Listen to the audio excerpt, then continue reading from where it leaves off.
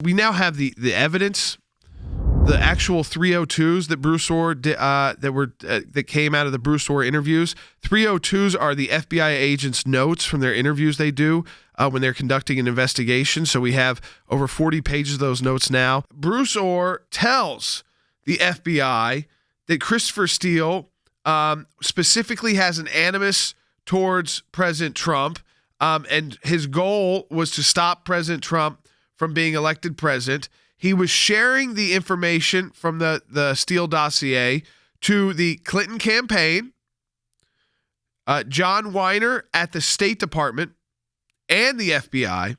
By October, they're already going for FISA warrants, but in September, Bruce Orr's telling him he knew Christopher Steele was a tainted source, a partisan source, someone who desperately wanted the President Trump to lose, and yet they move ahead with the FISA warrants on American citizens like Carter Page using the Steele dossier.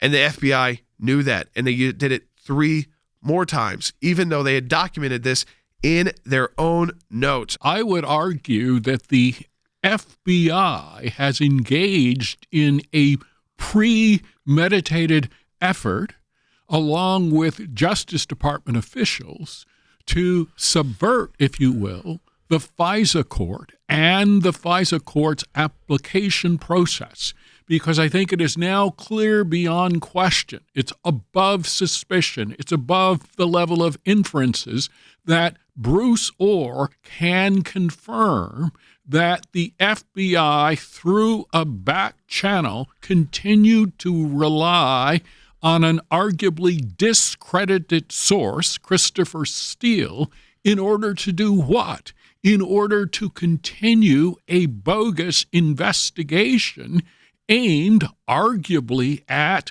bringing down a duly elected president, President Trump. The FBI continues to use what they have been told is tainted information to obtain FISA warrants, secret warrants on American citizens to spy on them by using information they know came from a tainted partisan source. That gives rise to a whole series of questions. Who is Christopher Steele? Why did he hate Donald Trump so much? Why did the FBI rely on a conflicted source in order to spy on an American citizen? Who is Bruce Orr? Who is Nellie Orr?